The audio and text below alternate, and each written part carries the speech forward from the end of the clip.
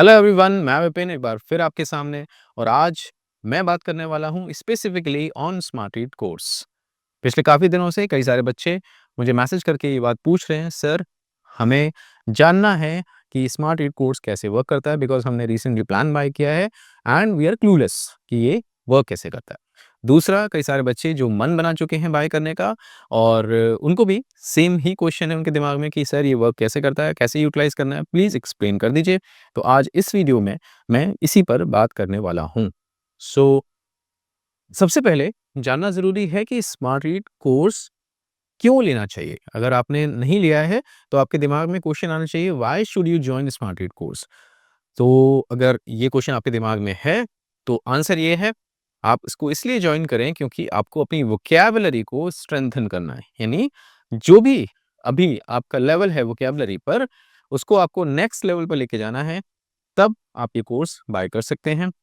अगर आपको अपनी रीडिंग कॉम्प्रिहेंशन स्किल्स, यानी जो आप इंग्लिश लैंग्वेज में पढ़ते हैं, कितना बेटर वे में आप उसको कॉम्प्रिहेंड कर पा रहे हैं, उसके बाद जो क्वेश्चंस आरसीईस के पूछे जाते हैं, क्या आप उनको 100% एक्यूरेसी के साथ अटेम्प्ट कर पा रहे हैं?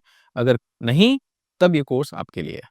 तीसरा, क्रिटिकल रीजनिंग स्किल्स कितनी ज़्यादा इम्पोर्टेंस रखती हैं आज की डेट में, आपको पता होगा। आई डोंट थिंक कि किसी को ये बात ना पता हो कि इस क्रिटिकल रीजनिंग की कितनी ज़्यादा इम्पोर्टेंस है, खास करके मेंस एग्जाम को लेके। तो अगर वहाँ पे भी आपको अपनी कमांड लेके आनी है, then this course is meant for you. और चौथा, अगर आप अपनी ग्रामर नॉलेज को एक्सीलेंस पे लेके जाना चाहते हैं, जो भी अभी तक आपने किया, ठीक है, अगर आप श्योर नहीं हैं, अगर आपको लगता है कि ये फाइंड द एरर के क्वेश्चंस हों, सेंटेंस या फ्रेज रिप्लेसमेंट वाले क्वेश्चंस हों, उनमें आप अभी भी एक्यूरेसी मेंटेन नहीं कर पा रहे हैं, आप अक्सर गलतियां कर देते हैं, then this course is meant for you. यानी मेनली 4 एस्पेक्ट्स पे, यानी कौन-कौन सी? Vocabulary, RC, critical reasoning and grammar knowledge. इन 4 एस्पेक्ट्स पे अगर आपको लगता है कि आप वीक हैं या एवरेज हैं और आपको एक्सीलेंट लेवल अचीव करना है, then this course is meant for you. Clear हो गया? तो सबसे पहली बात कि अगर आपको अपनी वोकैब्युलरी, आरसी, क्रिटिकल रीजनिंग यानी सीआरएन, ग्रामर नॉलेज को नेक्स्ट लेवल पे लेके जाना है, then you should join smart read course.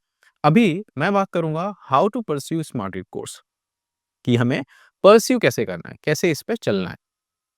पहला काम, सबसे पहले, अब चाहे वो स्मार्ट रीड की बात हो, चाहे एक जनरल प्रिपरेशन की बात हो, मैं हमेशा सभी बच्चों को एक ही राय देता हूं कि वो जिस दिन डिसाइड करते हैं कि उन्हें प्रिपेयर करना है किसी भी एग्जाम को लेके, उसी दिन उनको डायग्नोस्टिक टेस्ट के तौर पे एक मॉक टेस्ट लगाना चाहिए, सेम एग्जाम लेवल का। अब मैंने एसबीआई पीओ प्री का यहाँ पे इसलिए लिखा है क्योंकि स्टैंडर्ड होता है एसबीआई का। सो एसबीआई पीओ प्री का इंग्लिश का सेक्शनल टेस्ट आपको अटेम्प्ट करना है। किसी भी प्लेटफॉर्म पे आप अटेम्प्ट करें और चेक करें कि आप परसेंटाइल क्या अचीव करते हैं। मैं मार्क्स की बात नहीं करता, मैं बात करता हूँ परसेंटाइल की, ठीक है? सो परसेंटाइल आप क्या अचीव कर रहे हैं, उसके बेसिस पे स्मार्ट रीड में आपको आपका पाथ चुनना है, ठीक है? अब स्मार्ट रीड बेसिकली 2 पार्ट्स में डिवाइडेड है। एक है स्मार्ट रीड लाइट, मैं बात कर रहा हूँ अभी केवल आरसी, सीआर एंड वोकैब्युलरी की। ये 3 एक पार्ट में है और दूसरा पार्ट है जिसमें है ग्रामर, ठीक है? तो अभी मैं बात कर रहा हूँ किसकी? वोकैब्युलरी, आरसी एंड सीआर वाले पार्ट की, जो कि 2 पार्ट्स में डिवाइडेड है, लाइट एंड मेन। लाइट जिसमें आपको जो एक्सरसाइजेज मिलती हैं, ड्रिल्स मिलती हैं, वो होती हैं बेसिक लेवल की, यानी कि बिगिनर्स के लिए। और जो मेन ड्रिल्स हैं, उसमें आपको एक्सरसाइजेज मिलती हैं मॉडरेट से एडवांस लेवल की, ठीक है? सो अब कैसे डिसाइड होगा कि आप लाइट अटेम्प्ट करें या मेन अटेम्प्ट करें, मेन ड्रिल्स अटेम्प्ट करें? उसके लिए मैंने बताया आपको एसबीआई पीओ प्री लेवल का इंग्लिश का सेक्शनल टेस्ट अटेम्प्ट करना है। टेस्ट अटेम्प्ट करने के बाद आप चेक करें आपका परसेंटाइल क्या आ रहा है। जो परसेंटाइल आए उसके बेसिस पे आप डिसाइड करेंगे कि आपको smart read light drills attempt करनी है कि मेन ड्रिल्स अटेम्प्ट करनी है, दोनों करनी है, किस तरीके से करनी है, पूरा स्ट्रक्चर आपके सामने। अगर 80 से अबव आप परसेंटाइल अचीव करते हैं, तब स्मार्ट रीड लाइट ड्रिल्स आपको 2 दिन में 1 बार लगानी है, यानी कि 1 लगानी है 2 दिन में, ठीक है? और मेन ड्रिल्स आपको हर दिन लगानी है, यानी कि 6 बाय 6, यानी 6 बाय 6 का मतलब हो गया एवरीडे, संडे को छोड़ के, ठीक है? अगर आपका परसेंटाइल 60 से 80 के बीच में आया, तब आपको हर दिन यानी कि 6/6 हर दिन वीक में लाइट ड्रिल्स लगानी है, 1 ड्रिल 1 दिन में और 1/2 यानी 3/6 अल्टरनेट डेज़ पे आपको लगानी है स्मार्ट रीड मेन ड्रिल्स, यानी 2 दिन में 1 बार मेन ड्रिल्स लगानी है। अगर आपका परसेंटाइल 40 से 60 के बीच में आता है, तब आपको लाइट ड्रिल्स अगेन 6/6 लगानी है और मेन ड्रिल्स आपको लगानी है 3 दिन में 1 बार, ठीक है? यानी कि केवल हफ्ते में 2 दिन, ठीक है? गैप रखिएगा। ऐसा नहीं कि आज लगाया, कल लगाया और फिर अगले 4 दिन छोड़ दिया, ऐसे नहीं। इस तरीके से मंडे लगाया, देन थर्सडे लगाया, मंडे लगाया, ट्यूसडे, वेडनेसडे गैप दिया, थर्सडे लगाया, देन फ्राइडे, सैटरडे गैप दिया। इस तरीके से लगाना है, ठीक है? और अगर आपका परसेंटाइल आज की डेट में बिलो 40 है, तो आपको स्मार्ट रीड लाइट ड्रिल्स हर दिन लगानी है और मेन ड्रिल्स नहीं लगानी। मेन ड्रिल्स नहीं लगानी, ठीक है? मेन ड्रिल्स कब लगानी है? जब आप 10-15 दिन smart read light drills achieve करने के बाद 10-15 दिन वापस से आपने मॉक अटेम्प्ट किया और आपने चेक किया कि अब आपका क्या स्कोर, क्या परसेंटाइल आ रहा है। अगर आपका परसेंटाइल 40 से 60 के बीच में आने लग जाए, तब आप मूव करेंगे अगले लैडर पे, ठीक है? अगर नहीं अचीव किया, तब तक आप यहीं पर बने रहेंगे। संडे को क्या होता है? संडे को आपको दोनों जगह पे, चाहे वो लाइट हो, चाहे वो मेन ड्रिल्स हो, दोनों जगह पे वोकैब्युलरी रिवीजन क्विज़ मिलता है जो ऑटो जनरेटेड होता है। पूरे हफ्ते जो आप करते हैं वोकैब्युलरी क्विज़ में, अभी मैं बताऊँगा इसका स्ट्रक्चर। एक्चुअली ये स्लाइड पहले इसलिए आ गई क्योंकि हम बात कर रहे थे कि हमें अपना पाथ कैसे चूज़ करना है, ठीक है? अभी मैं एक्सप्लेन करूँगा कि एक स्मार्ट रीड ड्रिल में होता क्या है, ठीक है? वो भी एक्सप्लेन करूँगा। तो मैं बता रहा था संडे को आपका वोकैब्युलरी रिवीजन क्विज़ होता है जो ऑटो जनरेटेड होता है। आपने जो किया वीक में उसी के बेसिस पे वो आपके लिए जनरेट होगा, वो यहाँ पे भी होगा और वो यहाँ पे भी होगा। तो संडे को आप फ्री नहीं हैं, संडे को बहुत काम है, ठीक है? संडे को आपको बहुत काम है, ये ऑलमोस्ट 1 घंटा ले लेगा आपका संडे को, ठीक है? सो ये तो एक पाथ है कि किस तरीके से हमें चलना है। मैं अभी केवल पहले पार्ट की बात कर रहा था और दूसरा पार्ट ग्रामर को लेके क्या करना है? ग्रामर में हमने पूरे कोर्स को डिवाइड किया है चैप्टर वाइज़। हमने स्टार्ट किया है आर्टिकल से, फिर नाउन, फिर प्रोनाउन, एडजेक्टिव ऐसे करके हम चल रहे हैं और हर एक चैप्टर में कई सारे रूल्स हैं और हर एक रूल पे आपको अलग-अलग टाइप की एक्सरसाइज़ेज़ मिलती हैं। फिर उसके बाद रैपिड फायर्स मिलती हैं जिसमें एक टाइम बेस्ड मैनर में आप पूरा क्विज़ अटेम्प्ट करते हैं, काफ़ी सारे क्वेश्चंस होते हैं उसमें। सो इस तरीके से जब आप एक चैप्टर पकड़ के चलेंगे, आर्टिकल से स्टार्ट करेंगे, वो आपको पूरा कंप्लीट करना है, तब आप नाउन पे जाएँगे। जब आप नाउन कंप्लीट कर लेंगे, तब आप प्रोनाउन पे जाएँगे। तो इसी तरीके से आपको आगे बढ़ना है और यहाँ पे मैं आपको एक बात बोलूँगा कि आप टारगेट करें 15 दिन में 1 चैप्टर खत्म करने का।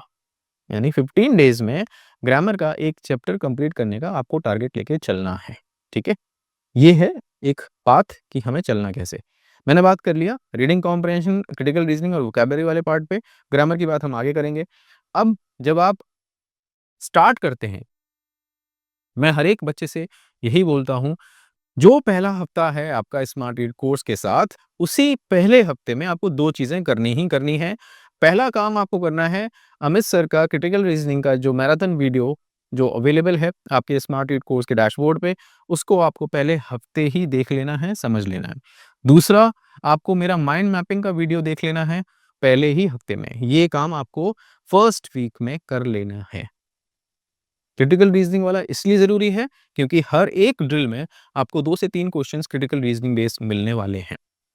और ये इसलिए ज़रूरी है क्योंकि न सिर्फ क्रिटिकल रीजनिंग, जबकि इंग्लिश लैंग्वेज में भी आपको इन्फ्रेंस आर्गुमेंट बेस्ड क्वेश्चंस देखने को मिल जाते हैं आज की डेट में, अगर मैं मेंस की बात करूँ तो, ठीक है?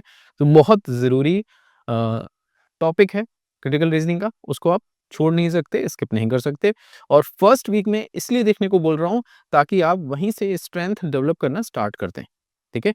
दूसरा, जब बात आती है रीडिंग कॉम्प्रिहेंशन सॉल्व करने की, तो मैं हमेशा आपको बोलता हूँ कि आप माइंड मैप करें अपना पैसेज। माइंड माइंड मैपिंग क्या होती है, उसी को लेके ये वीडियो मैंने बनाया है। इसके अलावा भी 15 से 20 लेक्चर्स, लाइव लेक्चर्स मेरे अवेलेबल हैं जो कि अब रिकॉर्डेड फॉर्म में आपको दिखेंगे यूट्यूब पे।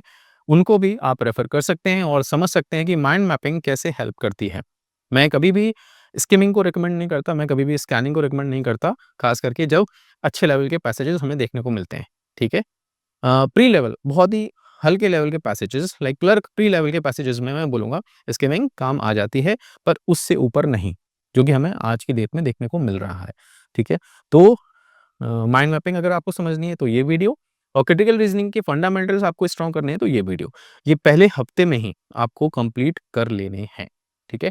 इसके अलावा जो पूरी प्लेलिस्ट है सर की वो, और इसके अलावा जो पूरे 15 वीडियोज़ हैं, जिसमें माइंड मैपिंग करके मैंने समझाया है कि पैसेजेस कैसे सॉल्व करते हैं, वो भी आपको देखने हैं, पर उसके लिए आप टाइम ले सकते हैं। ये दोनों वीडियोज़ मैंडेटरी हैं फर्स्ट वीक में कंप्लीट करने के लिए, ठीक है? अब मैं बात करना चाहूँगा कि कोर्स स्ट्रक्चर क्या है कोर्स का? अभी मैंने समझाया आपको, वोकैब्युलरी आरसी एंड सीआर में डिवाइड है पहला पार्ट, और ग्रामर में डिवाइड है दूसरा पार्ट, ठीक है? इसको लेके भी एक डिटेल्ड वीडियो अवेलेबल है, चाहे वो स्मार्ट रीड लाइट ड्रिल हो, चाहे मेन ड्रिल्स हो, दोनों के अलग-अलग वीडियोज़ डिटेल में अवेलेबल हैं। लिंक मैं डिस्क्रिप्शन में डाल दूँगा, आप उनको देख सकते हैं अलग से और पूरा समझ सकते हैं कि ये वर्क कैसे करता है। स्टिल अभी के लिए मैं आपको एक ओवरव्यू दे देता हूँ कि स्मार्ट रीड जो लाइट या मेन ड्रिल्स हैं, वो वर्क कैसे करती हैं। जब आप ड्रिल्स अटेम्प्ट करते हैं, तो सबसे पहले आपको देखने को मिलते हैं वोकैब्युलरी फ्लैश कार्ड्स। जो भी पैसेजेस हम आपके लिए पिक करते हैं, वो अ, न द हिंदू से नहीं होते, वो बहुत ही अलग-अलग वेरिड सोर्सेज़ से हम पिक करते हैं, और उसका रीज़न भी यही है कि जब पेपर होता है, तो उसमें सिर्फ़ द हिंदू के एडिटोरियल्स नहीं आते, बहुत अलग-अलग सोर्सेज़ से अलग-अलग टाइप के आर्टिकल्स हमें देखने को मिलते हैं। तो जो पैसेज हम पिक करते हैं, उसमें जो भी इम्पोर्टेंट वोकैब्युलरी होती है, उसको हम फ्लैश कार्ड्स के रूप में आपके सामने लेकर आते हैं, ठीक है? सबसे पहला काम ये होता है। उसमें उसकी इन्फॉर्मेशन होती है, उसकी मीनिंग होगी, उसका रेफरेंस होगा, सिनोनिम्स होंगे, एंटोनिम्स होंगे, हिंट होंगी कि इसको याद रखने के क्या हिंट है, ये भी हो सकता है। कुछ यूसेज भी हो सकते हैं। देन जो भी वोकैब्युलरी फ्लैश कार्ड्स में वर्ड्स, फ्रेज़ल वर्ब्स या इडियम्स आप देखते हैं, उन पर बेस्ड एक detailed quiz, vocabulary based detailed quiz इसके तुरंत बाद, फ्लैश कार्ड्स के तुरंत बाद आपके सामने आता है। अब ये जो क्विज़ होता है, इसमें जो क्वेश्चन्स होते हैं, वो ना सिर्फ़ एंटोनिम सिनोनिम बेस्ड होंगे, वो होंगे filling the blank based question, वो होंगे वर्ड यूसेज बेस्ड क्वेश्चन, वो होंगे वर्ड रिप्लेसमेंट बेस्ड क्वेश्चंस, वो हो सकते हैं आपके one word substitution based question, image based question. हर तरीके से हम ये जज करते हैं कि जो आपने फ्लैश कार्ड में समझा, उस मीनिंग को, वो अच्छे से समझ पाए आप या नहीं। यानी जब हम क्विज़ पूछते हैं तो हम वैलिडेट करते हैं कि आपने उस वर्ड की मीनिंग को ठीक से लर्न किया है या नहीं। रटा तो नहीं है कुछ भी, क्योंकि इतने सारे क्वेश्चन जब आएँगे एक-एक वर्ड पे 7-8 क्वेश्चन्स होते हैं। आप अगर रटे हुए होंगे किसी वर्ड को, तो आप उनके आंसर प्रॉपर्ली नहीं कर सकते, ठीक है? दूसरा यहाँ पे एक इंटरेस्टिंग पॉइंट होता है, जब तक आप वोकैब्युलरी बेस्ड क्वेश्चन्स को करेक्टली मार्क नहीं कर देते, वो क्वेश्चन बार-बार घूम-घूम के आपके सामने आता रहता है। यानी जब तक आप सारे क्वेश्चंस को करेक्टली मार्क नहीं कर देंगे, प्योरली समझ के, तब तक वो क्वेश्चन घूम-घूम के रिपीटेडली आपके सामने आता रहेगा, आपको परेशान करता रहेगा, ठीक है? ये एक मैकेनिज़्म है, ये देखने के लिए कि आपकी जो लर्निंग है, वो इन डेप्थ है या नहीं है, सुपरफ्लुअस तो नहीं है, ऊपर-ऊपर तो नहीं है, ठीक है? तो ये रहा वोकैब्युलरी बेस्ड क्विज़ का एक स्ट्रक्चर आपके सामने। इसके बाद क्या होता है? इसके बाद आपके सामने आती है पैसेज रीडिंग। जो भी पैसेज होगा वो आपके सामने आएगा, और जो मेन ड्रिल्स हैं उसमें पैसेज रीडिंग और क्वेश्चन सॉल्विंग के लिए टाइम अलग-अलग होता है। पैसेज रीडिंग करने के बाद आप क्वेश्चंस पे जाते हैं, और उसके बाद क्वेश्चन पे एक बार आ गए तो आप पैसेज पे दोबारा नहीं जा सकते। ये एक्सरसाइज इसलिए होती है ताकि आप जो भी पढ़ रहे हैं, जो भी पैसेज पढ़ रहे हैं, उसको रिटेन कर पाएँ एक ही बार में। यानी री-रीडिंग को आप बेसिकली होता क्या है, जब आप स्किमिंग या स्कैनिंग करते हैं, तो वहाँ पे आप कर क्या रहे होते हैं, वहाँ पे आप एक्चुअली री-रीडिंग की हैबिट डाल रहे होते हैं। आपने जल्दी से पैसेज पढ़ने की कोशिश की, फिर आप क्वेश्चंस पे गए, तो ऑब्वियसली समझ में कुछ आया नहीं, तो आप वापस से पैसेज को दोबारा पढ़ते हैं। तो री-रीडिंग की हैबिट को भगाने के लिए, दूर करने के लिए, ये बेसिकली एक तरीके से कंडीशनिंग है आपके दिमाग में। कंडीशनिंग डेवलप की जा रही है कि भाई पैसेज सिर्फ एक बार पढ़ने को मिलेगा, ठीक है? तो ध्यान से पढ़िए, ठीक है? सो पैसेज पढ़ने के बाद आप मूव करते हैं क्वेश्चन वाले पार्ट पे, और क्वेश्चंस जो होते हैं स्मार्ट रीड ड्रिल्स में, वो इस तरीके से डिजाइंड होते हैं कि वो अलग-अलग की स्किल्स पे आपको चेक करते हैं। वो क्या की स्किल्स होती हैं? आपकी की skill explicit information based question को आंसर करने के लिए, जो इन्फॉर्मेशन क्लियरली पैसेज में मेंशन है, क्या आप उसको आंसर कर पा रहे हैं? आपकी स्किल रिटेन करने में, आप कितनी इन्फॉर्मेशन पैसेज की रिटेन कर पा रहे हैं एक बार में। आपकी स्किल पैसेज का टाइटल, सेंट्रल आइडिया या समरी आप पकड़ पा रहे हैं कि नहीं पकड़ पा रहे हैं। एबिलिटी टू फाइंड की आइडियाज, की सेंटेंसेस इन द पैसेज, किसी पैसेज में कौन से की सेंटेंसेस हैं जिन पे मेनली डिस्कशन हो रहा है, वो आप पकड़ पा रहे हैं कि नहीं पकड़ पा रहे हैं। ऑथर का पॉइंट ऑफ व्यू आप समझ पा रहे हैं कि नहीं समझ पा रहे हैं।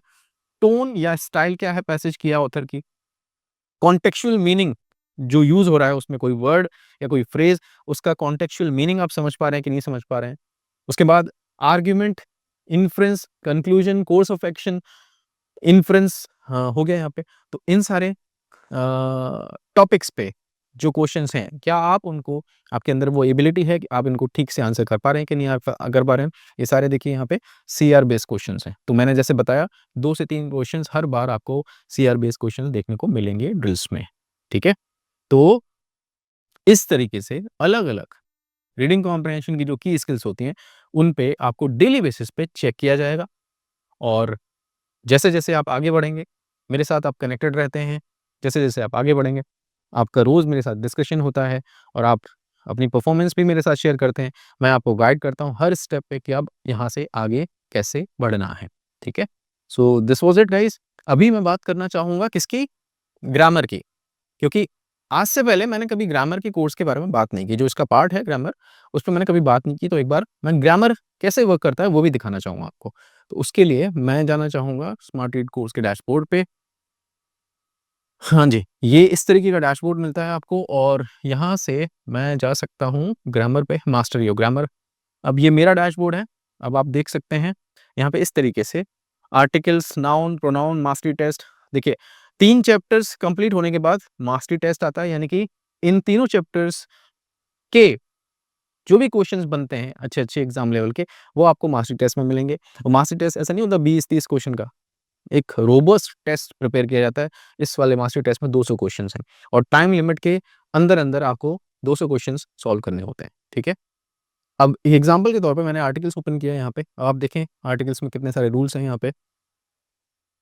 गेटिंग स्टार्टेड विद आर्टिकल्स, ये आपको हर तरीके से रूल्स डिस्क्राइब किए जाएँगे। एक एग्जांपल मैं यहाँ पे ओपन कर देता हूँ। When to use article a और an and when to use the. अब ये एग्जांपल है।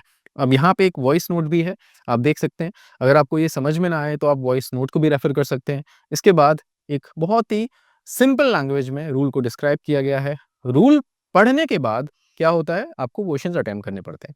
अब आपको हर तरीके से यहाँ पे जज किया जाएगा, असेस किया जाएगा कि जो रूल पढ़ा, आप उस पे अपने आप को वैलिडेट कर सकते हैं या नहीं, या कर पा रहे हैं कि नहीं कर पा रहे हैं। अगर नहीं कर पा रहे, तो वापस आपको रूल पढ़ना चाहिए और वापस से ड्रिल्स पे आ जाना चाहिए। एग्जांपल के तौर पे अब यहाँ पे लिखा है ऑनेस्ट आंसर, इससे पहले ए आएगा, एन आएगा या not required. I believe an आएगा। एन ऑनेस्ट आंसर, ठीक है। बाइसिकल्स प्लूरल है, not required. Problem a, historic moment a, university a, an unusual event, हाँ जी एन आएगा, बिल्कुल सही है। एन एनवेलप आएगा, बिल्कुल सही है। एन अम्ब्रेला आएगा, एन एप्पल आएगा। यूरोपियन ए आएगा, डॉग ए आएगा।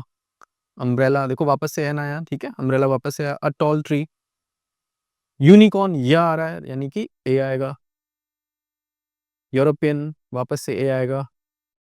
A happy child, oh I am sorry, oh मैंने गलती से कर दिया इस बट मुझे पता था आंसर। हाउसेस क्योंकि प्लूरल है, नॉट रिक्वायर्ड। जब प्लूरल होता है तो आर्टिकल्स ए या एन का इस्तेमाल नहीं करते हम। Computers not required. Are glass singular है और आर है तो एन आएगा। फेमस सिंगर ए आएगा। यूनिक ए आएगा। येलो य से साउंड स्टार्ट हो रही है, ए आएगा। यूनिवर्सिटी अगेन ए आएगा। हाउस ए आएगा। म्यूजिशियन ए आएगा। हेirloom, हेirloom ए से शुरुआत हो रही है यानी कि वोवेल साउंड है, एन आएगा। हैप्पी ए आएगा। विंडोज़ नॉट रिक्वायर्ड क्योंकि प्लूरल है। वन आइड मैन व से स्टार्टिंग हो रही है। Hotel A R. देखो क्वेश्चन आते जाएँगे मतलब आप मतलब तुक्का नहीं मार सकते। आप कितना तुक्का मारोगे, आपके तुक्के कितने सही हो जाएँगे यहाँ पे।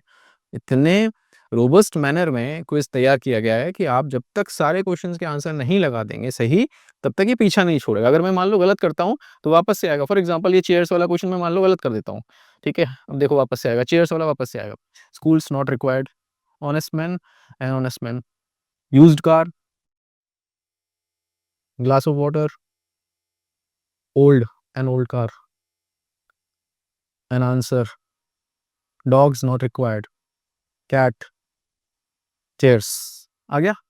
तो अब मुझे पिछली बार जब मैंने गलत किया तो समझना चाहिए था कि अगर मैंने गलत किया तो क्यों किया? गलत इसलिए किया क्योंकि चेयर्स प्लूरल नाउन है और प्लूरल नाउन में ए या फिर एन आर्टिकल का इस्तेमाल नहीं होता, सिंगुलर एंटिटी के लिए ही यूज़ होता है। तो इस तरीके से ये क्विज़ पूरी तरीके से डिज़ाइन्ड है, ये कोर्स पूरी तरीके से डिज़ाइन्ड है। तो जब तक आप आर्टिकल्स कंप्लीट नहीं करेंगे, आप नेक्स्ट रूल पे भी नहीं जा सकते। अगर मान लीजिए मैं इस लेसन पे हूँ 2/7 पे और मैंने इसको कंप्लीट नहीं किया, तो मैं 8 पे नहीं जा सकता। एग्ज़ाम्पल के तौर पे मैं आपको दिखाना चाहूँगा, पहले मैं बैक आता हूँ।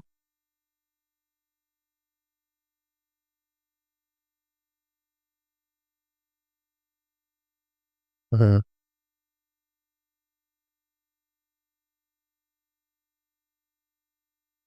ये कंप्लीट हो चुका है।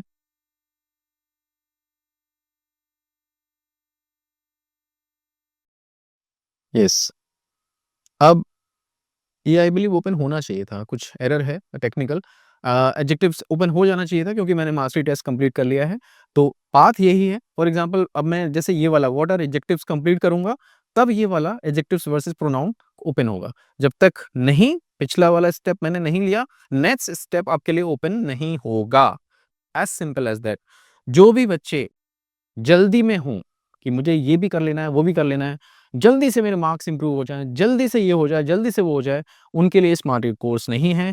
ये एक काफ़ी डिटेल्ड कोर्स है, जहाँ पे टाइम लगने वाला है, जहाँ वही बच्चे जॉइन करें, जिनको पता है कि लैंग्वेज लर्न करना, खास करके रीडिंग कॉम्प्रिहेंशन, क्रिटिकल रीजनिंग या वोकैब्युलरी बिल्ड करना या ग्रामर नॉलेज को एक्सीलेंट पे ले जाने वाली जो प्रिपरेशन है वो करना, उसमें अगर उनको पता है कि टाइम लगता है, तभी वो इस कोर्स को जॉइन करें। बिकॉज़ मैं कभी यहाँ पे किसी भी क्रैश कोर्स के लिए आपको रिकमेंड नहीं करता, ना मैं कभी बेचने वाला, कुछ भी ऐसा, जो मैं आपको बोलूँ कि 1 महीने में ऐसा हो जाएगा, वैसा हो जाएगा, कभी कुछ नहीं होता।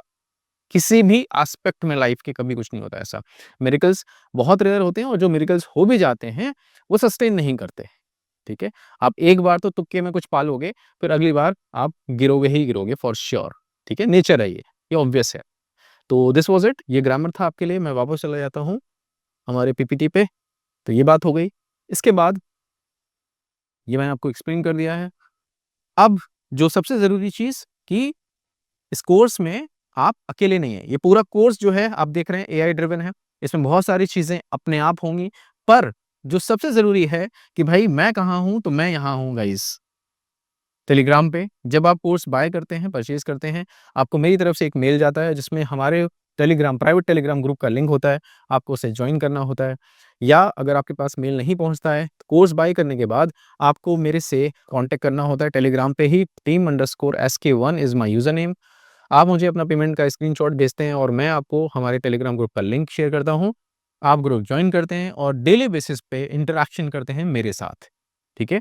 जो आप करते हैं, चाहे वो लाइट हो, चाहे मेन ड्रिल हो, चाहे ग्रामर हो, आप डेली बेसिस पे अपनी परफॉर्मेंस मेरे साथ शेयर करते हैं और मैं अवेयर रहता हूँ कि आप कहाँ पे अच्छा कर रहे हैं और कहाँ पे गंदा कर रहे हैं या कहाँ पे आपकी कमी है। इस बेसिस पे हम आगे बढ़ते हैं। ठीक है guys? So this was it. अगर 2025 में आपको अपनी इंग्लिश लैंग्वेज को अपनी स्ट्रेंथ बनाना है अपने एग्ज़ाम्स में, तो जुड़ जाइए मेरे साथ स्मार्ट रीड कोर्स में। मैं वेलकम करता हूँ आप सबका। मिलता हूँ जल्दी किसी नए वीडियो में कुछ नए आइडियाज़ पे बात करते हुए। Take care, bye bye, all the best.